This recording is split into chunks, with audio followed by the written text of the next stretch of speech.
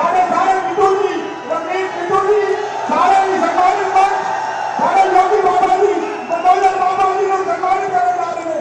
तालियां रुकने नहीं चाहिए दोस्तों, तालियां रुकने नहीं चाहिए।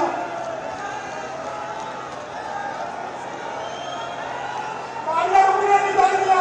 भारत माता की, भारत माता की। श्री योगी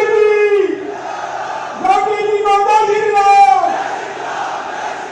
योगी जी को जय श्री राम। गाने में ज्यादा नाम जो है श्री बुलडोजर बाबा श्री योगी जी को बेनती करेगा कि हम गाने नाम अपने विचार साझे करें और सम्मानित मंच सारे ही उन्होंने बाबा योगी जी सारे को तालियां मारते। भारत माता की, भारत माता की, वंदे वंदे।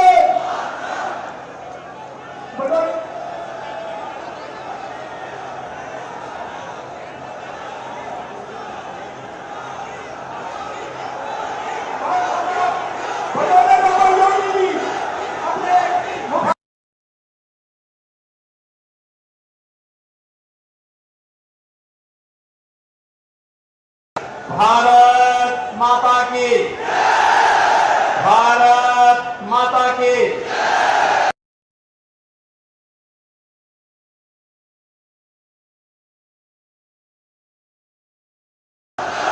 वंदे, जो बोले सो निहाल।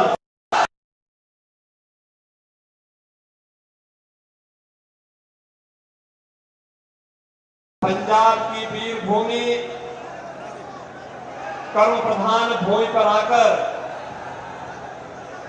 गुरु नानक देव जी के चरणों में शीश नवाता हूं। गुरुओं की महान परंपरा को मैं कोटि कोटि नमन करता हूं। मंच पर उपस्थित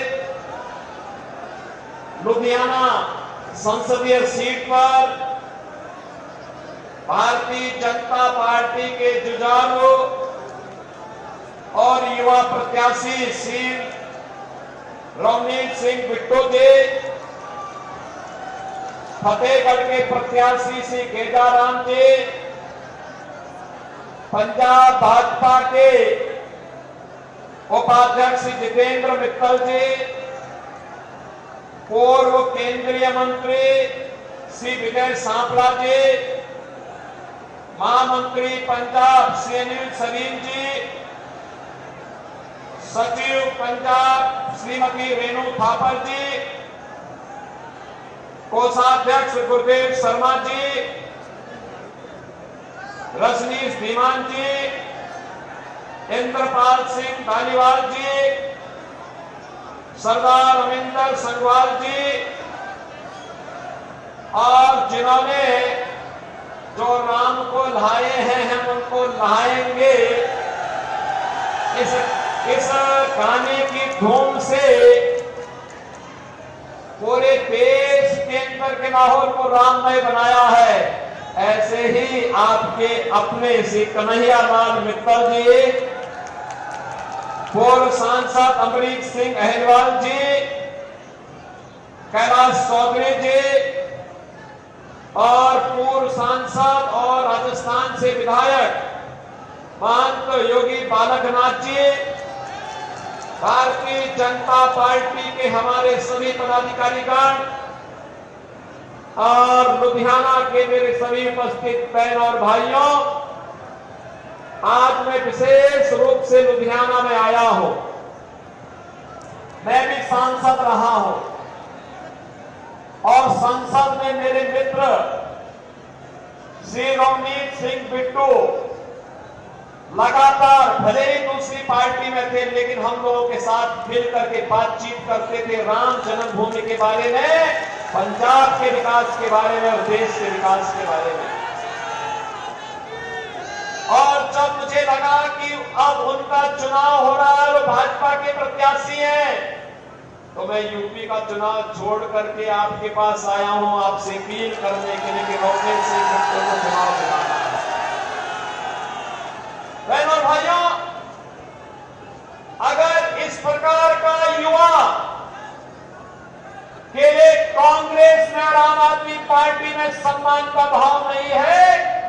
तो मान करके चलिए कि पंजाब के लिए उनके मन में कोई सम्मान का भाव नहीं है।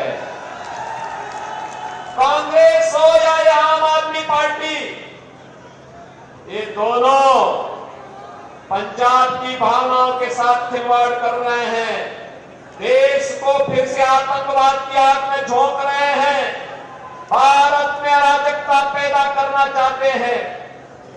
आज लोकसभा चुनाव के अंतिम चरण की अंतिम सभा को करने के लिए मुझे लुधियाना में आना पड़ा है।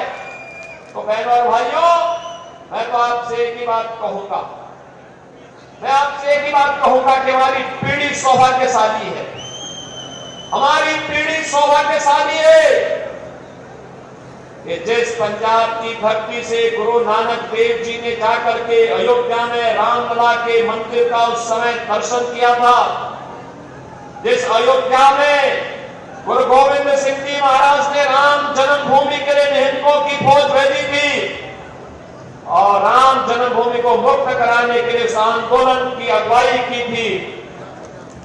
गुरु गोविंद सिंह जी महाराज ने जिस राम जन्मभूमि के लिए राम अवतार के नाम पर ही पूरा एक स्वर्ग लिखा था, आज गुरुओं के उस संकल्प को मोदी जी के नेतृत्व में पूरा करने में सफलता प्राप्त हुई है। और इसीलिए तो पूरा देश एक स्वर से बोल रहा है कि फिर एक बार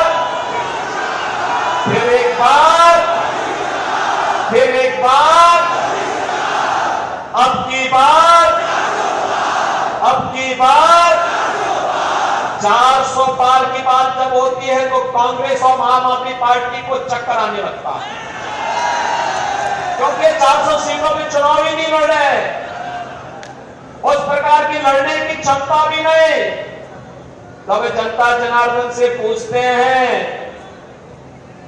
कि 400 पार कैसे, तो जनता जनार्दन कहती है कि कन्हैयालाल मित्तल तो पहले ही कह चुके हैं। और कन्हैयालाल ने पहले ही क्या कहा था? इन्होंने कहा था जो राम को लाए हैं हम उनको लाएंगे, जो राम को लाए हैं। बहनों और भाइयों, अयोध्या में रामलला का भव्य मंदिर बना और कांग्रेस को सत्ता की इतनी लालसा थी, इतनी लिप्सा थी कि वह गुरु नानक देव जी की पावन स्थली करतारपुर साहब को ही भूल गए थे। मोदी जी के प्रतिमाबारी है कि उन्होंने करतारपुर साहब कॉरिडोर बना करके फिर से भारत के गौरव को बढ़ाया है और गुरु परंपरा को फिर से सम्मान देने का काम किया है। बहनों भाइयों, ये पहली बार आजाद भारत में हो रहा है, पहली बार हो रहा है। हम सब जानते हैं सनातन की ढाल बढ़कर के गुरु तेग बहादुर जी महाराज ने अपने आप को बलिदान किया था, अपनी शहादत दी थी। गुरु गोविंद सिंह जी महाराज ने, उनके 4 साहबजादों ने, माता गुजरी ने अपने आप को इस सनातन की ढाल बन करके बलिदान कर दिया था। लेकिन कभी गुरु गोविंद सिंह जी महाराज के 4 साहबजादों को भारत के अंदर सम्मान कांग्रेस की सरकार ने नहीं होने दिया। हम आभारी हैं मोदी जी के। मोदी जी ने 4 साहबजादों की स्मृतियों को जीवंत बनाए रखने के लिए, सम्मान देने के लिए 26 दिसंबर की तिथि को वीर बालक दिवस के रूप में सम्मानित करने का काम किया है। आज के हमारे युवाओं के लिए प्रेरणा है। क्या उम्र थी? 7 साल, 9 साल, 14 साल, क्या उम्र है? लेकिन हिंदुस्तान के लिए, इस धर्म और देश के लिए लड़ रहे हैं। उस कालखंड में मुगलों का सामना कर रहे हैं और इसीलिए इस गुरु परंपरा को सम्मान देते हुए, उसके चरणों में नमन करते हुए, जब लोग पंजाब की, आज की पंजाब की स्थिति को देखते हैं, बहनों और भाइयों, दुख होता है, अंतःकरण से पीड़ा होती है।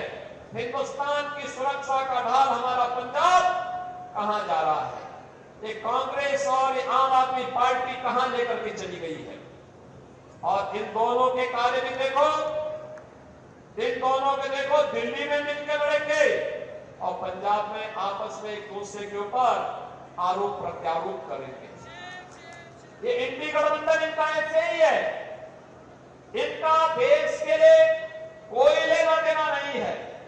और हमारी पीढ़ी सौभाग्यशाली है, हमने अयोध्या में रामलला के दर्शन, रामलला को भी भव्य मंदिर में विराजमान होते हुए देखा है और करतारपुर कॉरिडोर को भी हमने भव्य रूप में दर्शन करते हुए देखा है।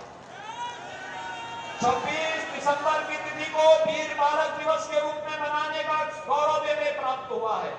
मैं तो पहले से ही यूपी में जब आया, आने के बाद से ही मैंने 26 दिसंबर की तिथि को वीर बाल दिवस के रूप में मनाना प्रारंभ कर दिया।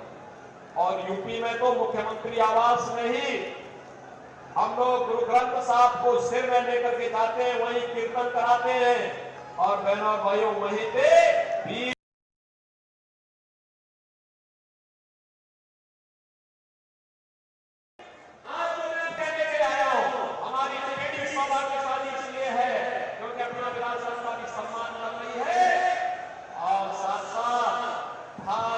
दुनिया के अंदर सम्मान दे रही है, भारत की सुरक्षा को पुख्ता कर रही है।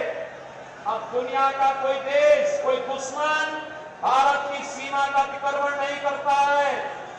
बहनों और भाइयों, अब तो जगह जगह विस्फोट नहीं होते। याद करिए, पहले अलग अलग जगहों पर कभी दिल्ली, कभी मुंबई, कभी अहमदाबाद, कभी चेन्नई, कभी हैदराबाद, कभी अयोध्या, कभी काशी, ये जगह जगह आतंकी विस्फोट होते थे। हम जब उस समय की कांग्रेस सरकार से कहते थे कि भाई आतंकवाद से लड़ो, आतंकवादियों को मुंहतोड़ जवाब दो, फिर कहते थे आतंकवादी सीमा पार के, सीमा पार का कह करके बहाना टाल जाते थे। आज आप देखते होंगे आतंकवाद समाप्त, नक्सलवाद देश के अंदर समाप्त, मोदी जी के नेतृत्व में सुरक्षा का बेहतर वातावरण। और अब तो आतिशबाजी करते करते कभी कोई पटाखा जोर से फट जाए तो पाकिस्तान पहले सफाई देता, कहता साहब मेरा हाथ नहीं है, क्योंकि इसे मालूम है ये नया हिंदुस्तान है, छेड़ेगा नहीं, लेकिन अगर कोई छेड़ेगा तो उसको छोड़ेगा भी नहीं। और बहनों और भाइयों, आज के नए हिंदुस्तान में विकास भी है, 2 लेन, 4 लेन, 6 लेन, 12 लेन के हाईवे, रेल की नई नई मॉडल, वंदे भारत, अमृत भारत, नमो भारत के रूप में मेट्रो बन रही है। IIT, IIM, AIIMS, IIT, NIT और वर्ल्ड क्लास यूनिवर्सिटी का एक संजाल देश के अंदर फैल रहा है। हर घर नल की योजना से हर घर को शुद्ध पेयजल उपलब्ध करवाने का कार्य है। तो बहनों और भाइयों, गरीबों के लिए 80 करोड़ लोग फ्री में राशन की सुविधा का लाभ प्राप्त कर रहे हैं। याद करिए, पाकिस्तान की कुल आबादी 23 करोड़ और 23 करोड़ की आबादी भूख से मर रही है और हिंदुस्तान में 80 करोड़ लोग फ्री में राशन की सुविधा का लाभ प्राप्त कर रहे हैं। पाकिस्तान की जितनी आबादी है, इससे बड़ी आबादी को मोदी जी ने 10 वर्ष में गरीबी रेखा से ऊपर खुशहाल जीवन जीने के लिए आगे बढ़ाया है। 60 करोड़ लोगों को 5 लाख रुपए का मुफ्त स्वास्थ्य कार्ड की, आयुष्मान कार्ड की सुविधा मोदी जी ने दी है। और मोदी जी ने कहा है 4 जून को फिर एक बार जब मोदी सरकार बनेगी तो बहनों और भाइयों, 70 वर्ष से ऊपर के प्रत्येक बुजुर्ग को 5 लाख रुपए प्रतिवर्ष स्वास्थ्य के लिए कार्ड उपलब्ध होगा, जिससे वह अपना परिवार का खर्चा बचा सके और मुफ्त में उपचार करवा सके। किसान को किसान सम्मान निधि, हर गरीब के घर में शौचालय, और बहनों और भाइयों, हर घर में उज्ज्वला योजना का कनेक्शन भी। 4 करोड़ गरीबों के मकान बने हैं। मोदी जी ने कहा है जितने गरीब बच्चे होंगे इनके भी मकान बनेंगे और अगले 5 वर्ष में सबको एक एक मकान देंगे। बहनों और भाइयों, आज तो मैं आपसे कहने के लिए आया हूं, ये विजय सांपला जी हमारे बीच में है। मैं पंजाब की धरती में कहना चाहता हूं, अयोध्या में रामलला का विराजमान बाद में हुए। पहले अयोध्या के एयरपोर्ट का नाम महर्षि वाल्मीकि के नाम पर किया गया। इंटरनेशनल एयरपोर्ट हमने अयोध्या में बनाया, महर्षि वाल्मीकि के नाम पर एयरपोर्ट का नाम रखा। विजय सांपला जी हमारे बीच में है, इनका काशी में आना जाना है। सदगुरु रविदास जी महाराज की पावन जन्मस्थली चीर गोवर्धन में अक्सर जाते हैं। याद करिए कांग्रेस की सरकार में और पहले की सरकारों में वहां की क्या दुर्दशा थी।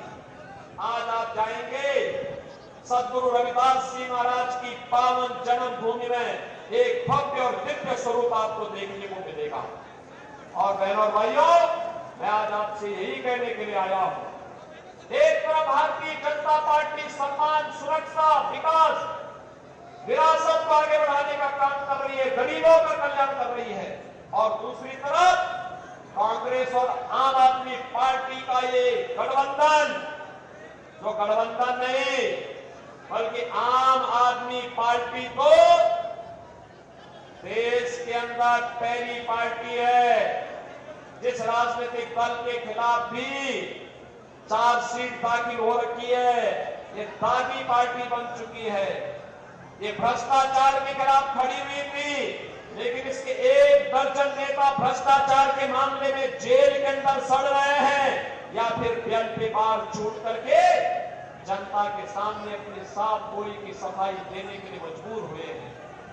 बहनों भाइयों, ये लोग बोलते क्या थे, आज इन्होंने पंजाब के हाल क्या कर दिए हैं। आज पंजाब में ड्रग माफिया, भू mafia, sand mafia, garden mafia, ये सभी आज पंजाब में हावी हो गए हैं। पंजाब की भावनाओं के साथ खिलवाड़ कर रहे हैं, भारत की सुरक्षा के साथ खिलवाड़ कर रहे हैं। जिस पंजाब ने देश की सुरक्षा का ढाल बना था, जो पंजाब, जिस पंजाब का युवा देश की सुरक्षा में अपनी जवानी लगाता था, आज सुरक्षा के बाद जब आता था तो अपना पसीना बहा करके भारत के अंदर हरित क्रांति के सपने को साकार करता था। जिस पंजाब ने देश के अंदर समृद्धि के एक नए मानक खड़े थे, जिस पंजाब के कारण भारत सोने की चिड़िया कहलाने का हकदार बनता था, जो पंजाब हमारे गुरुओं की भक्ति और शक्ति का पुंज बनकर के भारत की सुरक्षा का ढाल बना था। बहनों और भाइयों, आज यहाँ के युवाओं के साथ उनकी स्थिति को देख करके मुझे कभी कभी तरस आती है और साथ साथ मेरा हृदय दिल से रोता है। इस बात के लिए रोता है, ये युवा जिसने देश की सुरक्षा के लिए अपनी जीवन लगाना चाहिए था, आज ड्रग माफिया की चपेट में। और मैं तो कहने के लिए आया हूं, इसीलिए रवनीश सिंह बिट्टू को चुनाव जिता करके भेजे, मैं इनके साथ यूपी के बुलडोजर भी इनके साथ भेज दूंगा, इनके साथ भेज दूंगा मैं। और इसलिए भेज दूंगा जिससे यूपी का बुलडोजर लेकर के यहाँ के माफियाओं को वो वैसे ही रौंदने का काम करेगा जैसे हमने यूपी के अंदर किया है। यूपी के अंदर आपने माफियाओं को अब कहीं खड़े होते हुए देखा है क्या? जो माफिया पहले 17 के पहले यूपी में अराजकता फैलाते थे, दंगा करते थे, पैरेलल गवर्नमेंट चलाते थे, और जिन माफियाओं के कारण वहां के किसी भी संवैधानिक पद पर बैठे हुए व्यक्ति का प्रोटोकॉल समाप्त हो जाता था, आज वही माफिया वहां मिट्टी में मिल गए हैं, मिट्टी में। अब वहां कोई गैंगस्टर नहीं है, कोई दुर्दांत माफिया नहीं है, कोई सैंड माफिया नहीं है, कोई भू माफिया नहीं है, कोई कटन माफिया नहीं है, और कोई भी अन्य माफिया नहीं है। 25 करोड़ की आबादी, नो कर्फ्यू, नो दंगा, यूपी में है सब चंगा। और यही कहने के लिए आए हैं, एक बार बिट्टू को चुनाव जिता करके भेजिए, अगली सरकार पंजाब में हम बीजेपी की लेकर के आएंगे, माफियाओं को रौंदने का काम करेंगे। ज्यादा नहीं 48 घंटे का समय चाहिए बीजेपी को। 24 घंटे के अंदर पंजाब और गुरुओं की भूमि को माफिया मुक्त करके गुरुओं की वाणी की भूमि बनाने का काम भारतीय जनता पार्टी करेगी। और इसीलिए मैं आया हूं। बिट्टू तो मेरे संसद के साथी रहे हैं, मेरे मित्र रहे हैं। हम अलग अलग पार्टी के थे लेकिन मिलते थे, विकास के बारे में चर्चा करते थे, राम जन्मभूमि के बारे में चर्चा करते थे, करतारपुर साहिब के बारे में चर्चा करते थे, वीर बाल दिवस के बारे में चर्चा करते थे। आज इनके सारे संकल्प पूरे हुए हैं और इसीलिए जब मुझे लगा कि मेरा मित्र चुनाव लड़ेगा लुधियाना से बीजेपी से, तो मैं यूपी का अपना चुनाव छोड़ करके आया हूं। आज विशेष रूप से लुधियाना में आया हूं बहनों और भाइयों, और इसीलिए मैं आपसे अपील करूंगा, बिट्टू को चुनाव जिता के भेजेंगे, कमल खिलेगा, लुधियाना में कमल खिलेगा। सभी लोग तैयार है ना बहनों और भाइयों? कल का एक दिन का समय आपके पास बचा है घर घर जाकर के प्रचार करने के लिए, और मेरी तरफ से इस पावन धरा को नमन करना। ये पावन धरा बहुत पवित्र भूमि है हमारे लिए, क्योंकि मैं गुरु परंपरा को मानता हूं। और बहनों और भाइयों, मैं इसीलिए आपसे अपील करूंगा, ये भूमि, पंजाब की भूमि ने देश को बहुत कुछ दिया है और इसीलिए मैं आपसे अपील करने के लिए आया हूं। एक दिन आप में से हर व्यक्ति कल का दिन, कल और परसों 2 दिन का समय देश के लिए निकालिए, कमल खिलाने के लिए घर घर जाइए। आप में से हर व्यक्ति 25-25 घरों से कल एक दिन में संपर्क करिए और परसों उन 25 घरों का वोट मतदान केंद्र पे ले जा करके पोलिंग करवा दीजिए। करवाएंगे? तो मेरे साथ बोलेंगे, भारत माता की, भारत माता की, भारत माता की जय श्री राम, जय जय श्री राम।